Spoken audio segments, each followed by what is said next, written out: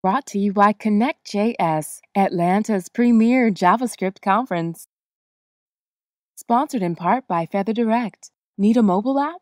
Contact us for your custom mobile solution.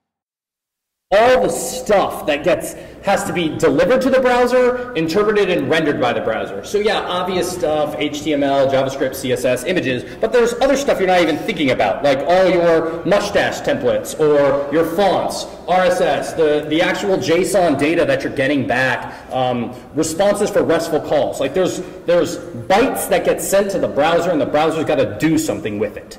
And basically getting all of this stuff to the browser is actually where the performance bottleneck is. Who here has ever seen a waterfall diagram? All right, that's going to make things way easier. Okay, so basically this is showing you how a browser is loading your site. These things are browser dependent. They are also tend to be like internet connection specific. Like if you're on a mobile connection and you're dropping packets and having to do retries and stuff, your waterfall is going to look different. Basically, there's your back end and there's your front end. And these things can extend very far down.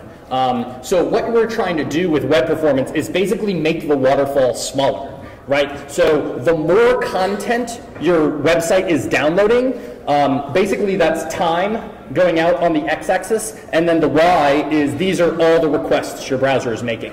You'll see there are a couple areas where bottlenecks happen, right? Like at the, you can't start downloading the CSS and the JavaScript until you actually get the HTML. You can't actually get the HTML until you've done an SSL negotiation. So there's lots of things that kind of like can affect how these things load and run. Today's focus is going to be exclusively on how do we reduce the size of the content. So that's going to make the waterfall narrower. And then also, what can we do to reduce the number of requests? This is going to make the waterfall shorter. By making the waterfall more narrow and more shorter, your page is going to load faster and render faster. Now, there's lots of ways to do this. There's going to be really manual ways. There's going to be just use this tool because it's awesome. All of this is kind of annoying and meaningless if you don't know how to automate this, if you don't know how to make this a repeatable process. So often I see people who are like, I've used YSlow and I've optimized my homepage. And it's like, okay, well, let's go to your search page. Your search page sucks. Or they say, I optimized my homepage. And you go and you look at them and like HTTP compression is turned off. And they're like, well, I checked it 4 months ago. Okay, well, in 4 months, how many times have you rolled a new version of your website? Or a new version of your server config? I guarantee you've screwed it up. So what we want to do with performance is not only know how to test for these things and optimize these things, but how do we get them into like a repeatable testing process or get it into your build scripts, things like that, so that it's just automated and you don't have to worry about it. So that first problem, reducing the size, really it's just about reducing bloat, the bloat of web content. So let's go ahead and dive into this. Who here has heard of the HTTP archive? I highly suggest checking this out. It's just http-archive.org. They show lots of great trends. Basically, they're analyzing, I think it's up to like the Alexa top 100,000. And they ping them twice a month, and they're gathering stats like how many fonts does the typical web page load? How many images does it load? What's the average total size? It is a little frightening that the average total size of a page is almost 2 megs, right? Like that's ridiculous. So it's kind of like how gas expands to fill a vacuum. Like bloated content expands to fill the size of someone's internet connection. Right? So everyone keeps saying, oh, I've got a 25 megabit connection to my house. This is amazing. I am living in the future. Well, CNN is not very good at optimizing their images. So it's great you have that really fast connection, but CNN still feels like CNN felt in 2002, and it still feels like it felt in 96, right? Like, so even though internet connection speeds are going up, you actually can graph connection speeds on top of how fast average page size is increasing, and they basically line up directly. The other thing that your really fast internet connection doesn't get you is solving latency, right? I don't care if you've got a Fios connection. If I'm having to go to San Francisco and back, that's the speed of light through a fiber optic, and your internet connection has nothing to do with the speed of light through a fiber optic. We actually have a really great blog post on the Zoom blog called "The Size of Your Pipe Doesn't Matter," and it kind of talks about the difference between bandwidth and latency. It's amazing. I will go into like a Fortune 500 company, like a pretty big bank that's based here in Atlanta, and they were making very common misunderstandings about bandwidth versus latency. But I really like this graph because it kind of gives us an idea of, the whole thing of premature optimization is the root of all evil, right? Like the 80-20 rule. Like, we want to focus on what's having the biggest impact on content payload size. And right now, by far, when you load a website, it's images. So yeah, we're going to talk about minification, we're going to talk about HTTP compression, we're going to talk about that stuff. But we seriously need to have a conversation about images, because if you can only do one thing, if I can optimize my images by, say, 10%, that's going to be way more impactful than optimizing that HTML document by a little bit, or those style sheets or the scripts by a little bit. So let's talk about images. Who here has ever used a hex editor by chance? Oh man, you guys are smart. Awesome. Okay, so it's really awesome to kind of take a file and open it up and look actually what's inside of it. So inside of your typical image, you think, oh, there's some pixel bytes in there. Well, there's a lot of other stuff in there besides just the graphical data. There's the header. There's a palette if you're using, say, like a ping 8 or GIF. There's the graphics data itself. There's embedded comments. There's potentially ECC2 color profile information. If you're editing it in Photoshop, you pretty much have one of these embedded in the file. Oftentimes, things like fireworks, Photoshop, GIMP, all of these things will actually embed a thumbnail of the image you're editing inside of the image itself. Which is kind of funny, right? But they do that so when you have the open save dialog and it pops up, when you're mousing over, they'll actually show you the thumbnail. Metadata, not only metadata about the image, like, hey, I took this with my, I took it with my iPhone, what was the aperture, what was the shutter speed, what were the GPS locations of where I took this image, that sort of stuff. But also metadata about what program edited this. Actually, is it Inkscape? Inkscape is a vector editing system, but it actually keeps like all your edit history, like your undo and your redo, it keeps the edit history you've done to the image inside the image's metadata. Which actually is kind of cool, right? Because that way if you save a file and close your editor and you open it back up again, you can still go, Control Z or Command Z and undo stuff. That's pretty awesome, but that's still a whole bunch of crap that's in the image that has nothing to do with displaying the image. So what we're going to do, if we have time, we're going to talk about lossy optimizations, because I think those are the awesomest. But lossless optimizations, these are basically optimizations that don't affect image quality. Whenever you start talking with a designer about optimizing their images, they kind of look at you like you're day-old fish and say, like, don't touch my art. Which is awesome, don't get me wrong. I've worked with some excellent designers, they're way smarter than I am, and they make visually amazing things. But what you want to do is try to find a way to preserve that amazing experience the designer has created, but deliver it in a way that's quick. So what a lossless optimization is we're going to strip out everything that has nothing to do with the image. So this involves, say, removing all that metadata junk. This actually can involve using better compression. So who here has heard of deflate? Maybe a couple people. Deflate is the algorithm that zip files use, that HTTP compression uses, and ping files. Ping files store their data compressed with deflate. Anyway, deflate has different settings. So literally inside your image editor, when you're saving a ping, you can spend maybe, because we have amazingly fast machines, like a tenth of a second longer, and it will do a better compression run. Basically uses longer sliding windows, and I can get kind of nerdy on this, but anyway, the net result is that it can actually make the graphical data smaller. Now, the really cool thing about deflate is that if you put a lot of CPU in and making it really small, the CPU to unzip it is still the same. So that's really cool. So it's not like doing this is going to make your users have to spend more time decoding these images.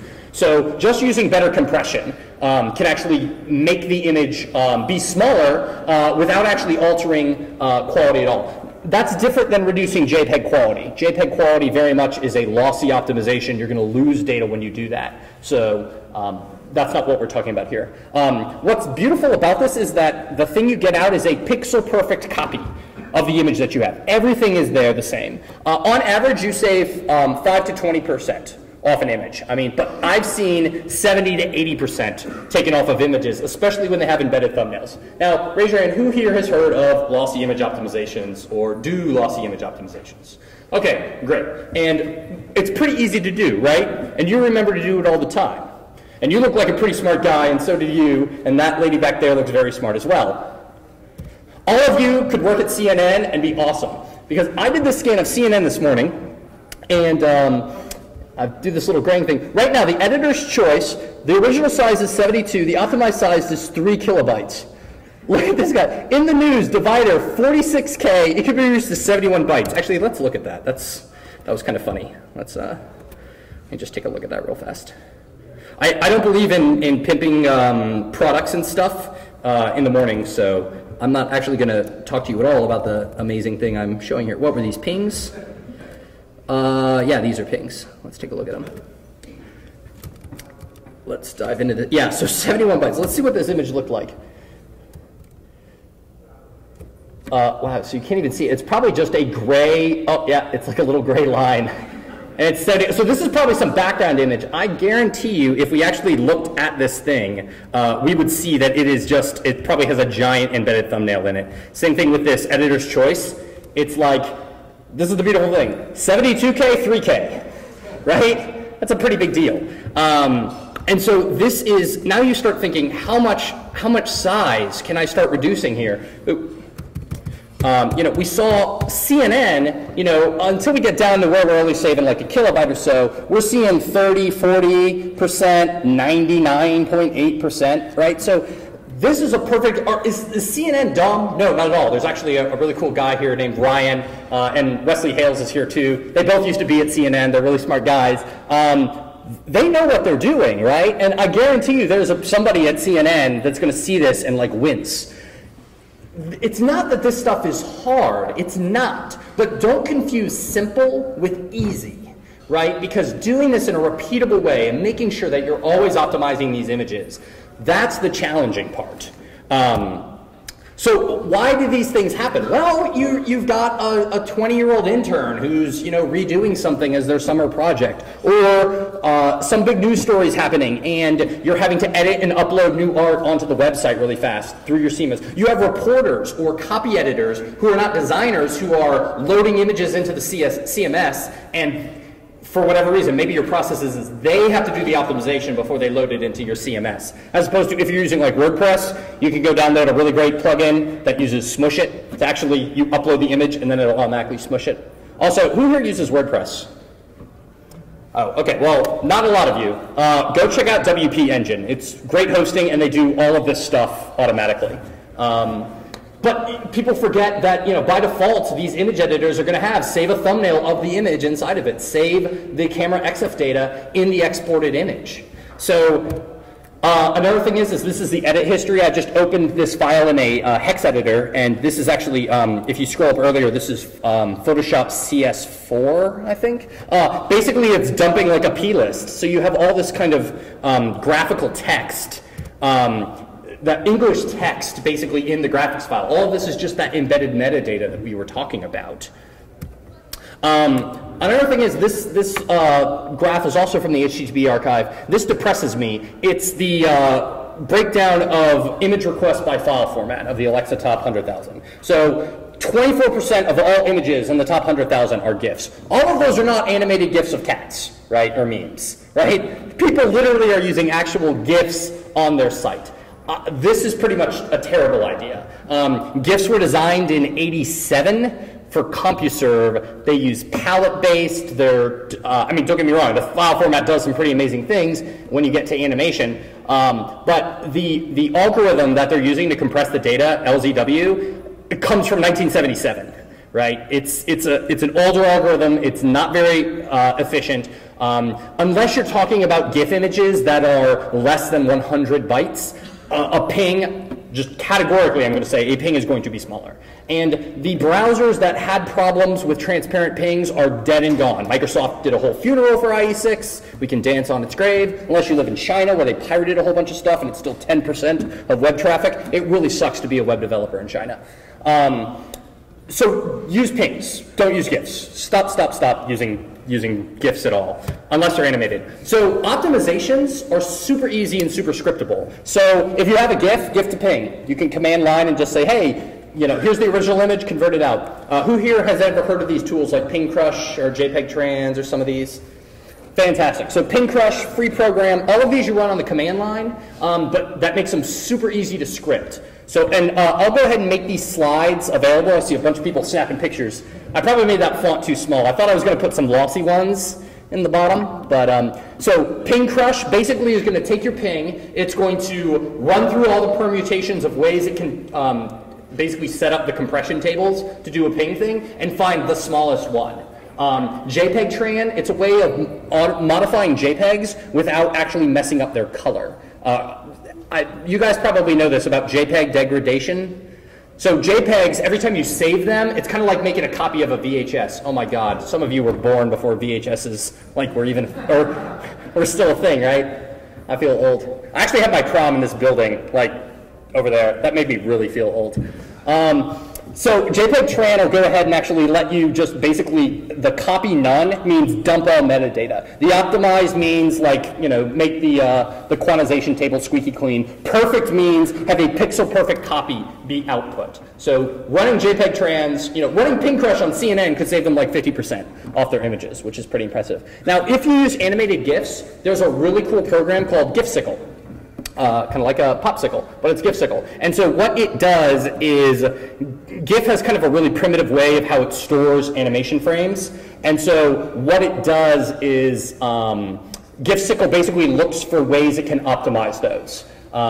You basically have one frame, and then the second frame is just what's different about the original image. And then the next one is it's basically just a bunch of deltas instead of a bunch of like snapshots of images. So this is the same way like MPEG works too, by the way, but MPEG is a little more sophisticated. Anyway, GIFsicle, free tool, you can download it right now, and it optimizes images. There's also a pretty good, there's a bunch of GUI front ends. I mean, some of you guys are using Mac, some of you guys are using Windows, but there's a bunch of GUI front ends that'll basically let you just drag an image onto them, and then behind the scenes, they're just running these free programs and spitting out the file to you. So if you're using Mac, just do a search for, you know, lossless image optimization Mac.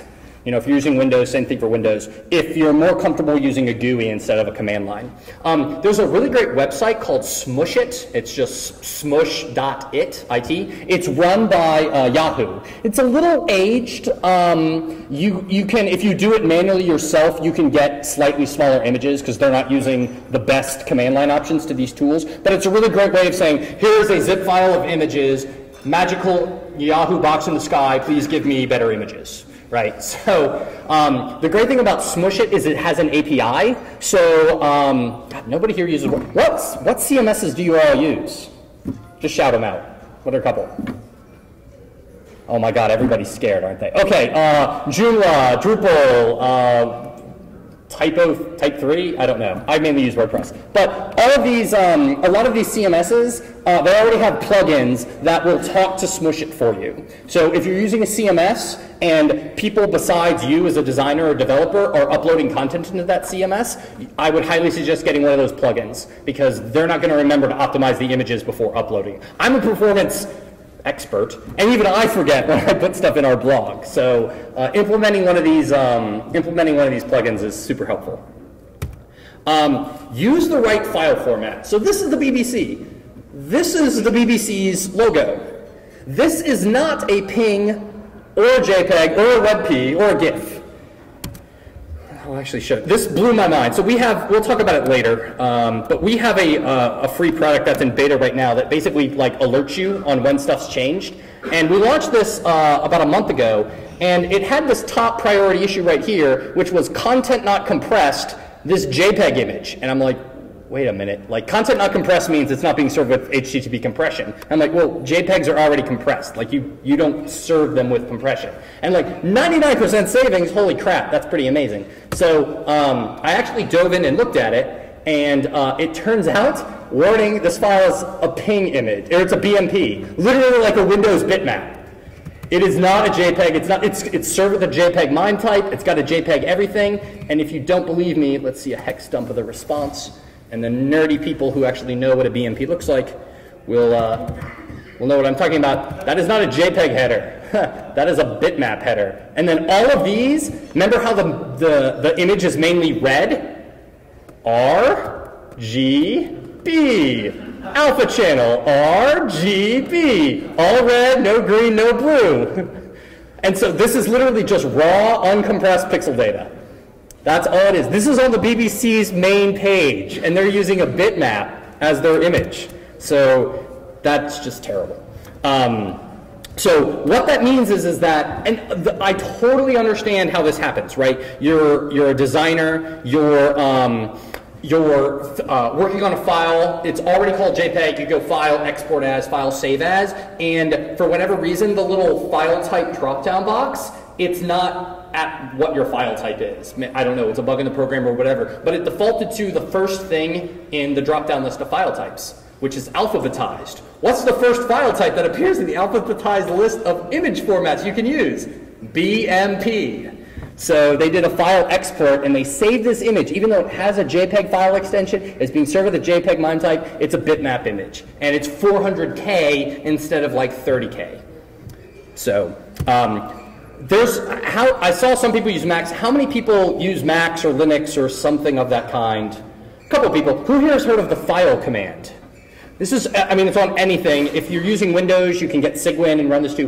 File basically says, hey, look at everything in my current directory, and through what, I kid you not, is literally called the magic file, figure out what file type it is. And so I went ahead and I just ran file on my Mac earlier, and this was in our web root, or our image web root, and so we see a bunch of pings, and it tells you the dimensions. You can see which ones are ping 8s versus ping 24s. Anyway, this is a great way to like skip through and find images that, even though it says, you know, features.ping,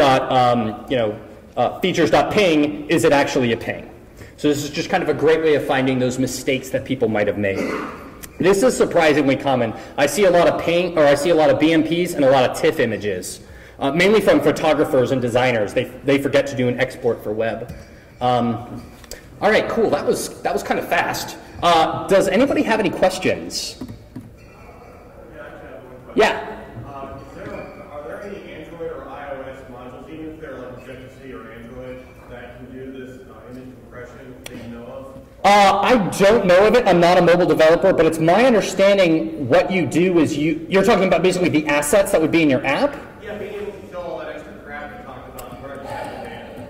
Yeah, I think the best bet would probably be, because it's weird, you're doing like your development in the IDE and then you're doing like your publish and submit to store. I think your best bet would probably be to try to optimize the images before you stick them inside as assets.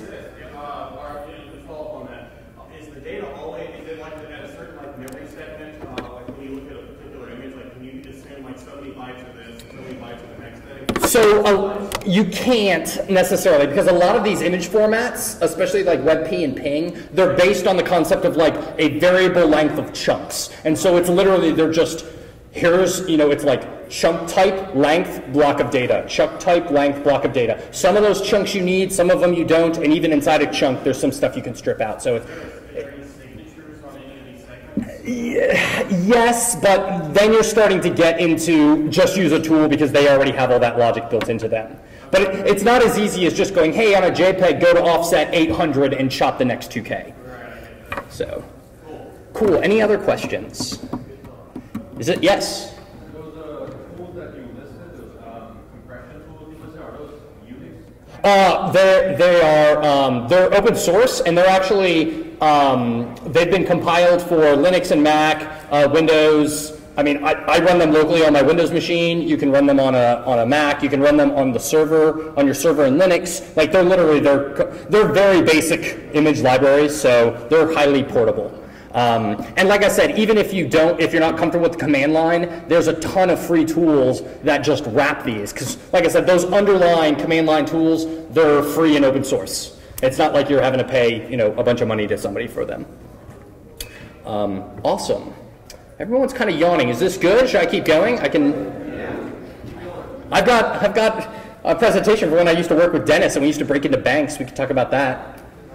Okay. We used to do web security assessments. That was fun. All right, so HTTP compression. Who here knows about HTTP compression? Oh, awesome. Okay, this is great. So HTTP compression, are you guys mainly like, I mean, this is a JS comp, so I imagine a lot of you are application developers, maybe designers, you deal with like templates and CSS. Great, so you probably don't ever have to touch the server too much. So HTTP compression is something that the server does. Basically for, you know, if I've got 100K of HTML and I'm sending it to somebody's browser, I can just send them 100K of HTML, but HTML is text, and text compresses really well. So conceptually, why don't I zip that text, and so it's like 30K, and then transmit that over the network, and then the browser unzips it and then just acts as if it got the 100K. So basically the concept behind this is that CPUs, because of Moore's law, CPUs are way faster than the network. So anything, if you spend a little bit of CPU cycles to crunch something to make it smaller during transport, this is kind of the equivalent of like, who here drinks like Publix or Kroger brand orange juice or something like that, right? You look on it and it says, you know, 100% juice from concentrate. That's because it's not all coming from California and they're shipping you jugs of orange juice. They're shipping you powder. And then at a local distribution center, like in, you know, Canton or something, they're adding water to the powder and then that's going to the stores. Because shipping powder is way cheaper than shipping fully hydrated orange juice. So that's basically the same idea with HTTP compression. What I like about HTTP compression is it's a barometer for the maturity of your organization and how much it knows about web performance. Because literally, HTTP compression has been part of HTTP in the web since 1997. So we're talking about, what was that, 17 years, right? 17 years this thing's existed. Browsers have supported it for 17 years. So is your organization fully utilizing this? So the rule is you should serve all non-natively compressed formats using HTTP compression. So these are things like text resources, HTML, JavaScript, CSS, but also this other stuff like RSS feeds, your JSON requests. If you're having to use old, if you use polyfills or things like that to deal with like older versions of IE, they're probably using HTC files. Fonts, basically every single font except for RAW version 2, they're not natively compressed. So OTF files, TrueType files, all of those things. And by the way, if you're using a third-party, oh yes.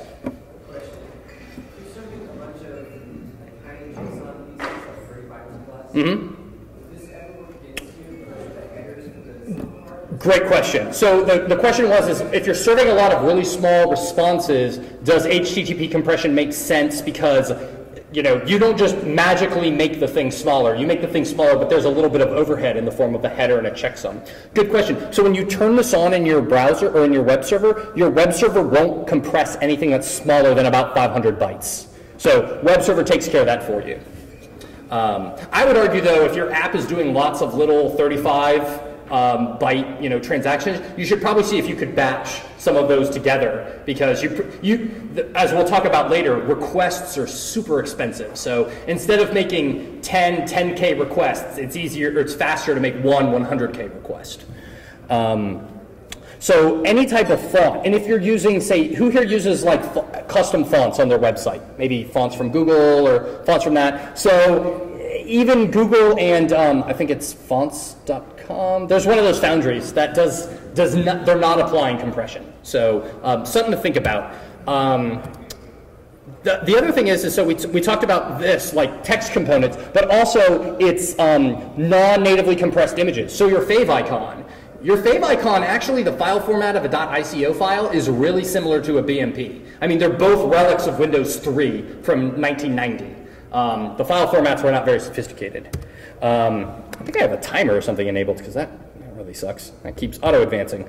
I can't talk fast enough to keep up. Anyway, SVG. A lot of people forget this. A lot of people will have SVG images as fallbacks for fonts. So if you're using Font Awesome or the glyph icons, who here uses Bootstrap CSS? Awesome. Good for you. Don't reinvent the wheel. Wow, yeah, that totally is doing that. So SVG images, they're just XML documents. XML is text. You should be compressing them. PDFs, if you don't generate the PDF right, it'll actually be smaller if you use compression. So things to consider about. I went ahead and I did an analysis of the Alexa Top 1000, because I'm like, surely if anybody knows how to do compression right, it's going to be these guys. And so I basically hit their homepage and I downloaded the HTML and then all the resources it told me about. So I got 90,000 resources. That is Super annoying. Do not use timings. There. Oh. All right. Anyway, so 14,000 of those were compressible. So that means I got like 65,000 or what was that? 75,000 images. So most of those were images, which makes sense because that's what we saw on that graph earlier. So of the ones that would be compressible, 62% are being properly compressed. So it's like, this is a JavaScript file, it should be compressed, and it is being compressed. 15% were like just not properly compressed. So they were properly uncompressed, which means, hey, this is an image, it's not supposed to be compressed, and it wasn't compressed. But 23% basically of every file on the web, it's missing compression when it should have it. So that's not good. And I also found out that 64% of sites are doing it wrong. So they have at least one item on their front page that should be compressed that's not being compressed. So this is a common problem that people still have challenges with. And totally changes the user experience, right? So we already figured out how to cut our images by, say, 30 to 50%. Doing HTTP compression on all that CSS, JavaScript, and HTML that's left over, that typically reduces the size of a file by about 66%. So right there with these two optimizations I'm talking about, however big your page is right now, imagine it being about 50% smaller.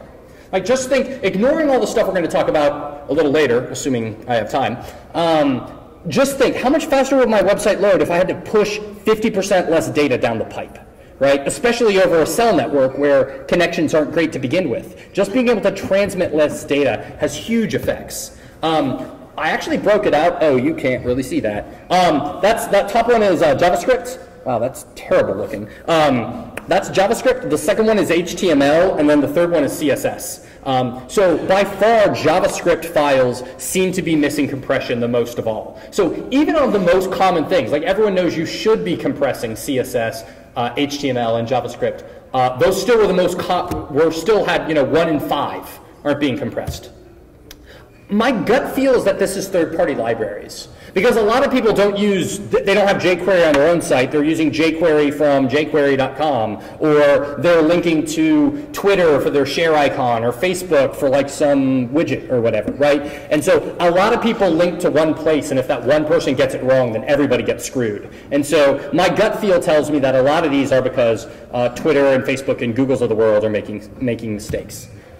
Also, this is an aside, I sometimes see people, like they'll link to like a HTML5 shim or Bootstrap or something like that, and they actually link to the GitHub repository version of the file, which is a bad idea because GitHub, because it's a source control system, it's not doing caching, it's not doing like a lot of the things you'd want to do. So just as an aside, never link to files that are in a source code repository system.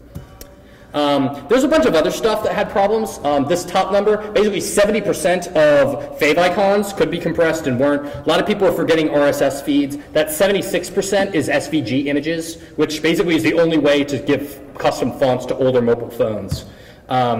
So, we saw on average there'd be 2 pieces of content. This also was interesting. A lot of people aren't compressing their 404 handler. That's because if you think about it, you're requesting, myoldlogo.jpg, and that file is not there, so you're getting a 404 back. But the web server says, they were requesting a file that says .jpg, I won't compress this, even though the response is HTML and should be compressed. So 404 handlers are another thing that people forget to compress.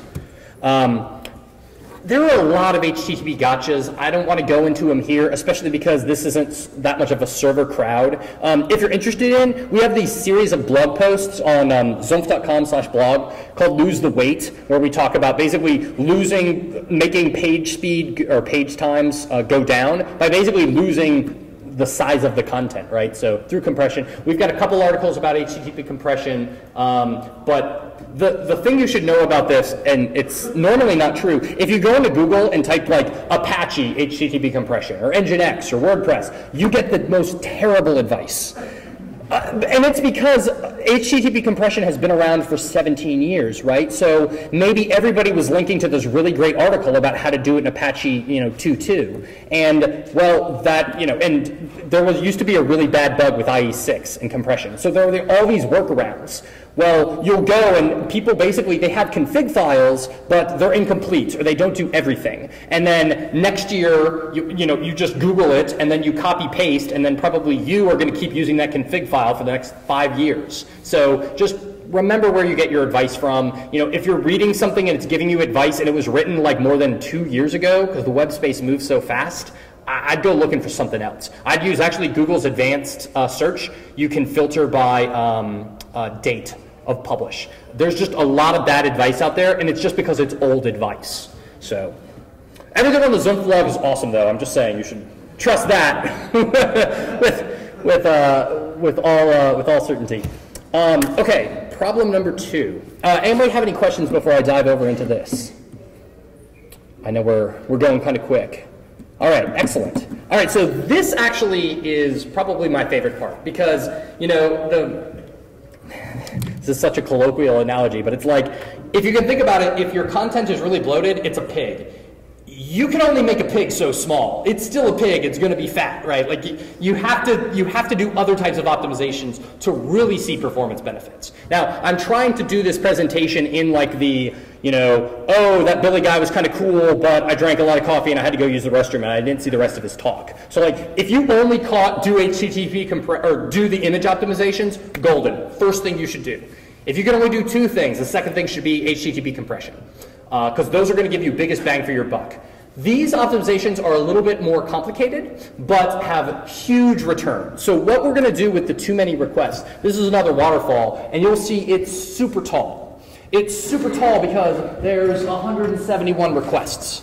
That's what that little number down at the bottom is. That's a lot of requests. Actually, that's not much. I think the average right now, the average page is loading something like 140 files.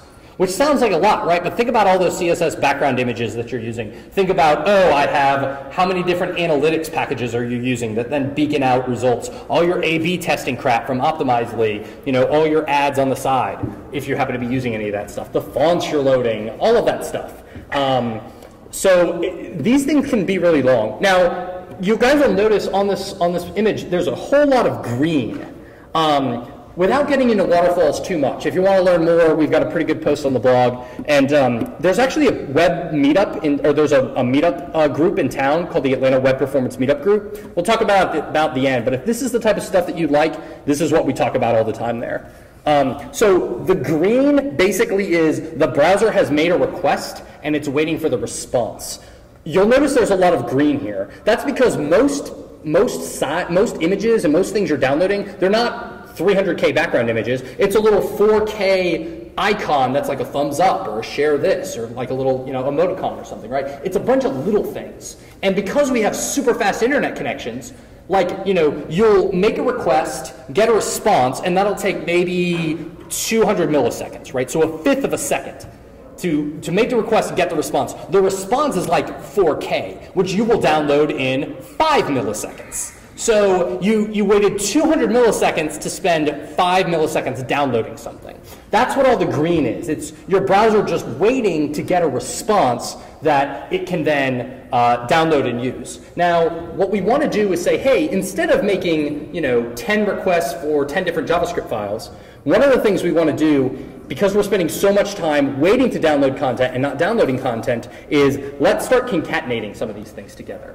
So browsers will download one 100K file faster than 10 kilobyte files. The reason is, well, first of all, if you just think about it, a 100 kilobyte file, it's going to be bigger, so it's going to have more internal redundancy, so it'll actually compress better. So maybe after you compress it, it's 30K, whereas the 10 kilobytes, maybe they only compress to like 4K each. So you make 10 requests and you download 40K of data instead of making 1 request and downloading 30K of data. Also, there's less overhead. You're not having to go back and forth from the browser to the server. Who here uses like Rails or ASP.NET or something with like an asset pipeline? Like, or a build script, or who here uses like, what am I thinking of? Like TeamCity or Jenkins or a continuous integration server. So all of those things have asset and build pipelines. So during your build process, and we'll talk about this, you can actually concatenate all of these things together. Now, I mean, I'm a developer at heart. I totally get why you broke those things out into menus and then common and effects and drag and drop, right? Like, because having just a giant file of JavaScript sucks. It's not maintainable. God forbid you're using some really old type of, source control system that does locking on files, then, oh crap, Steve's working on the JavaScript file. We can't touch it till he's done. Or you'll get merge conflicts and have fun with that. So I totally get why you guys do this and why I do this, right? This is a sustainable development process. This is what you should do. But you shouldn't make your users suffer because of how you develop on the back end. So actually combining JavaScript and CSS, huge, huge, huge win. And the great thing is that, like I said, if you're using these systems or using these build systems, continuous integration systems, they can do this for you automatically. Just search for whatever software you're using, merge CSS. Merge JavaScript. I mean, it's built in by default into the Rails asset pipeline, which is pretty cool. ASP.NET, their MVC, and also their web forms version 4 and on, they have this built in, but you have to enable it and do a little bit for it to work. Also, remove unnecessary requests. So often, like this is ridiculous. If you go to CNN.com, right now, so if you just go CNN.com into your browser, you're going to get a redirect to www.cnn.com. And then it's going to recognize that, oh, you've got a mobile browser, so it's going to redirect you to m.cnn.com, which is then going to redirect you to www.m.cnn.com. I'm not joking. You're going to bounce through 4 redirects before you actually get the base HTML page to download everything. That really sucks because that's like the head of line blocking, right? Like I can't get my images and my CSS and all that stuff until I get the HTML. A lot of times I'll see people, they're on an SSL website, right? Like, https://www.bank.com, and then they're referencing, or maybe they'll either be referencing something in an image and have to get it redirected, or, for example, it's the other way. You're on Wachovia.com, but it's not SSL encrypted, but they're pulling down the logo, and it is over SSL, and then they get like a redirect back to the other one. So this actually is a map. I went ahead and I scanned, I think this is New York Times, and so this basically is a resource hierarchy map. So that little guy over there, all the way on the left, that's the HTML page, and then off the HTML page, he links to a bunch of stuff. The yellows are redirects. So it's like that one all the way at the bottom. It's like I went to fetch a CSS file, and it said, no, redirect, that CSS file is actually over here. And I think that example was, I was at www.cnn.com. It referenced a CSS that was being served from just cnn.com, and then I got a redirect saying, no, get that CSS file from www.cnn.com, right? So they're just needless redirects as I'm trying to download stuff. So look through your code. Whenever you're trying to, a lot of people do this, like zumpf.com/blog, and maybe its blog is actually a folder. In your hyperlinks, people just do zumpf.com/blog, leave the trailing slash off. Well, somebody clicks the link, they visit your website, and they immediately get a redirect saying, no, it's blogs with a trailing slash. And so just all these little speed bumps in the way of actually being able to get the items. That's what you see in these waterfalls. It's too small for you actually to see the response code. But a lot of times you'll see, actually that's a pretty good example. I don't know if you guys see it all the way at the top. There's 4 things, and there's kind of this stair-step pattern. That's because I'm trying to get the base HTML page. So I make my first request, and I get redirected, I get redirected, I get redirected, and then I'm finally downloading the thing. So if you ever see that in a waterfall, that kind of stair-steppy look right at the beginning, it means that you have basically redirects that you don't need. Who here has heard of CSS sprites? All right, we're going to skip CSS sprites. In the interest of time. There is a really cool tool, I want to say it's called SpriteMe, that basically can help you automatically generate CSS sprites. They're one of those things that's a pain in the butt, and it's just best to find a tool to help you do it. Actually, one of the things I think I'll show. So what's the tool called? SpriteMe, I want to say. Let's do a totally unscripted demo and see what happens. So this is just a little tool that I wrote to do this. You guys can do it too. I don't actually know if there's anything in there. Let's see what happens. Maybe there is. A lot of times you should do a background image review. It's just open up your CSS and load all of the background images. Because a lot of times what you're going to see are, a bunch of images, and you'll be like, oh, those are all my images for like the video control, and they're like sprited together. And oh, there are all of my images. So yeah, like, powered by Google. You'll start seeing things that are sprites, and it's like background navigation blue. Left shadow, right shadow. Okay, well, left shadow and right shadow probably should be sprited together. You'll start seeing duplicates, right? Like I've got a shadow that's 1,000 pixels by 6, and then I've got another shadow that's 7 by 6. Like, why don't you control width with CSS instead of having 2 different images for that? Just pulling up all of the images. Wow, that's like a giant sprite. That thing's huge. Let's take a look at that. Wow. Well, first of all, you should not be using like images as buttons. That's stupid. Use CSS3. Shame on you. So yeah, like you just, oh, and look, now they have all their shadows as a sprite. Okay, great. Well, why do you still have all those other ones? So you can start just looking through. This is a great way to find things that should be sprited together. Actually, that looks like a duplicate. Oh, well, it says over. One's a ping 20. So what's nice is we see what styles are using these. But just open up and look at all of the background images. You'll start seeing background images that you're not using anymore, which means you can make your CSS smaller. But also, this is just a great way of finding things. Yeah, like what? You have click to play and click to watch? Seriously? That's silly. Anyway, so look at your background images and just see. You'll find lots of ways to do an even better job if you already like sprites. Cache requests. So the browser cache is awesome, but weird, and a lot of people don't get that. The browser cache is like when I used to play when I was a kid. It was like, look, you can do whatever you want, but if you want to leave the yard, you have to ask mom. And so it was like, mom, may I do this? So it's a mother may I cache. So you go to CNN.com, you get the image loaded, you download the logo, you visit another page on CNN.com, you've got a copy of the logo in your browser cache, but unless CNN explicitly told you it's okay to use it, you have to go send a request to CNN and say, hey, I've got a version of your logo. This is the version. Is it cool if I use it? And CNN basically goes, yeah, it's cool. Keep using that. And then it's like, hey, I've got that giant sprite of all those stupid buttons. Is it okay if I use this again? Yes, you can use this again. Oh, I've got this video control. Can I use that again? Yes, you can use this again. Remember what we learned earlier? Browsers, the thing about browsers and internet connections now and latency is that going to the server and coming back, it's 200 milliseconds. And then you take 5 milliseconds to download a little image. So if I already have that image, going to the server and back just to find out it's okay to use the thing I have really isn't that much different than going to the server and re-downloading the thing again. Because it's the trip going to the server and coming back to get the response that's taking the vast amount of time. So that's why the browser cache is really important. What you want to do is set up essentially expires and cache control tags so that what CNN actually does is say this. So well, let's talk about it. All these things that are yellow, who here started a 304 not modified tag or HTTP status code? That's the web server basically. That's me, this first one saying, hey, is it cool if I use this JavaScript file? Server's like, yeah, use it. Is it cool if I use this CSS? Yes. This other one, yes. Yes. That's basically, I don't know, let's call it 20.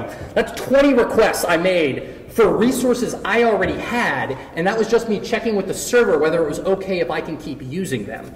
That really sucks. That's a lot of waste. Basically, if you had done this right, all of those ones that are yellow, imagine them removed. So instead of making 32 requests, you're going to make, say, 12 requests. That really shrinks the waterfall. Pages load a lot faster. So you have to be careful with caching. What happens is that you visit CNN. Let me see how much time I got. Oh, shit. Have to talk faster.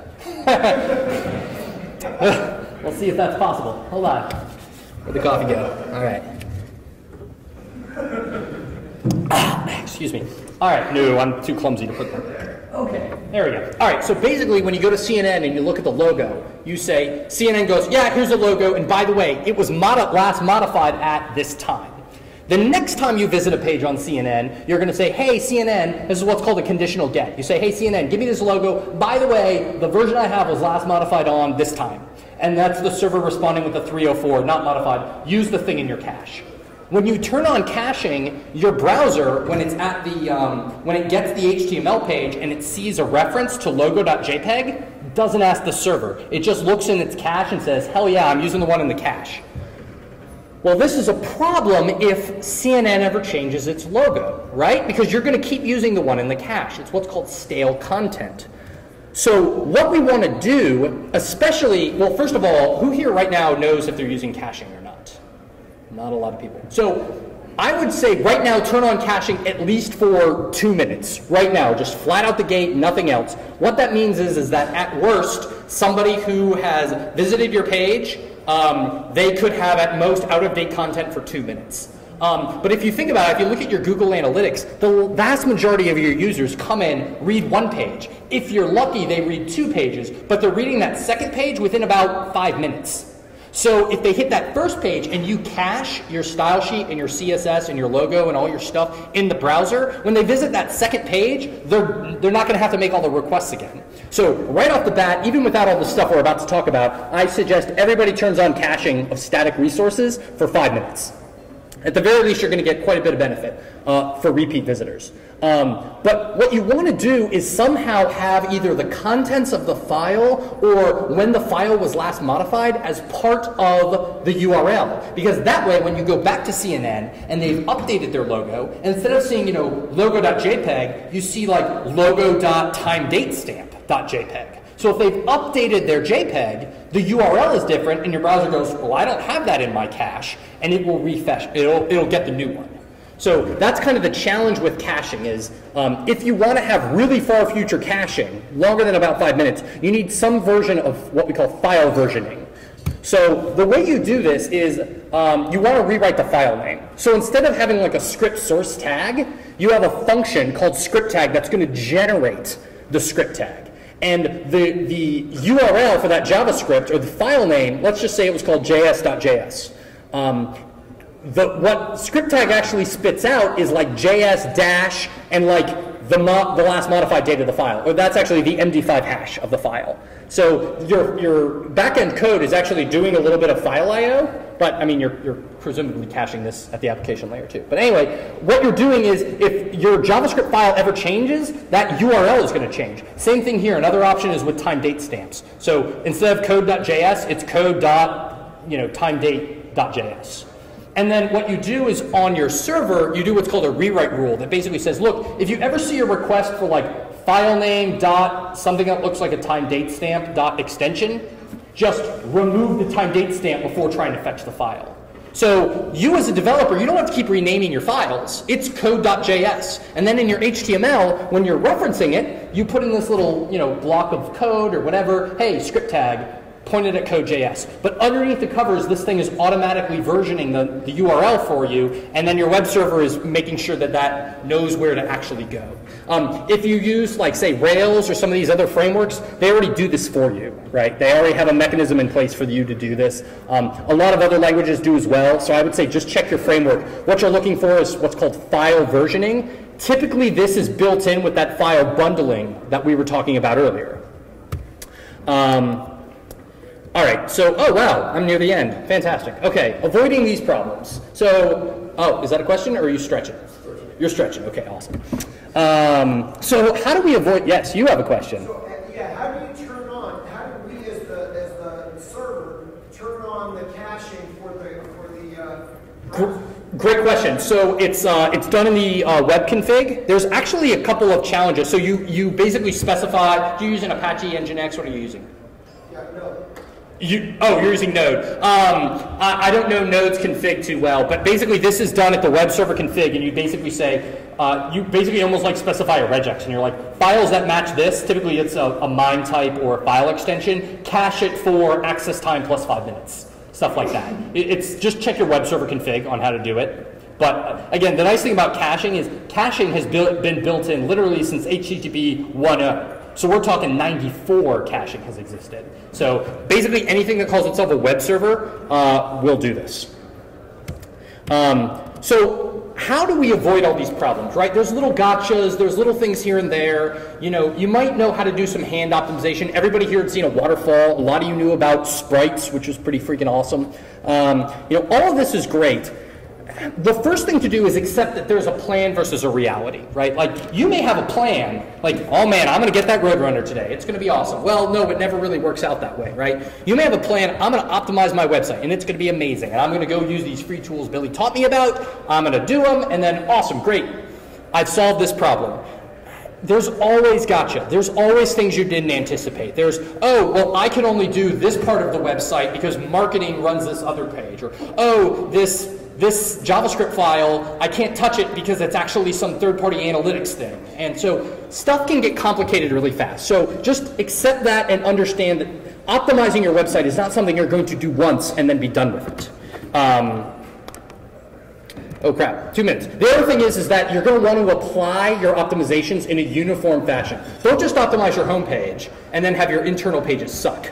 Really what I'm saying here is these performance problems, they're just bugs.